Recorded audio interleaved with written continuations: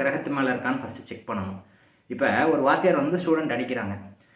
தப்பு வந்து ஸ்டூடெண்ட் மேலே இருக்குதுன்னு நான் சொல்கிறேன். அந்த குழந்தை வந்து வாத்தியார் சொன்ன விஷயத்த கேட்கல, ஏதோ ஒன்று தப்பு பண்ணியிருக்கு, அதனால் அந்த டீச்சர் வந்து அடிக்கிறாங்க. அப்போ தப்பு வந்து அந்த குழந்தை மேலே இருக்குது. அந்த குழந்தை வந்து தன்னுடைய செயல்பாட்டை மாற்றினா வெற்றி கிடைக்கும் அப்படின்னு நான் சொல்கிறேன். மற்ற ஜோதிடர்கள் என்ன சொல்கிறாங்க அப்படின்னா, டீச்சர் தப்பு, டீச்சரை மாற்றுன்றாங்க. இதை நீங்கள் எப்படி புரிஞ்சுக்கணும் அப்படின்னா, டீச்சர் வந்து கிரகங்கமாக எடுத்துக்கோங்க, அந்த குழந்தை வந்து என்னவா எடுத்துக்கணும், அந்த ஆளுனுடைய செயல்பாடாக நீங்கள் எடுத்துக்கணும். இப்போ உதாரணத்துக்கு ராகுவை எடுத்துக்கலாம். ராகு அப்படிங்கிற ஒரு கிரகத்தை வந்து நீங்கள் டீச்சராக எடுத்துக்கோங்க. அது என்ன சொல்லுது அப்படின்னா, வெளிநாட்டை போய் வேலை பாருன்னு சொல்லுது, வேறு மதத்து மக்கள்கிட்ட வந்து பழகுன்னு சொல்லுது, வேறு கண்ட்ரியில் இருக்கக்கூடிய மாப்பிள்ளையோ பொண்ணையோ மேரேஜ் பண்ணிக்கோ, அதுதான் உன் லைஃப் வந்து சக்ஸஸ் கிடைக்கும், இதை செய்டான்னு சொல்லுது. நம்ம என்ன பண்ணுறோம் அப்படின்னா, உள்ளூர்லேயே வந்து பொண்ணு பார்ப்போம், உள்ளூர்லேயே மாப்பிள்ளை பார்த்து மேரேஜ் பண்ணுவேன் அப்படின்னு நீங்கள் சொல்வீங்க. ஃபாரின் போக மாட்டீங்க. அப்போ அது சொல்கிற பேச்சை எதையுமே நீங்கள் கேட்கல அப்படின்னா உங்களுக்கு பாதிப்பு வரப்போகுது.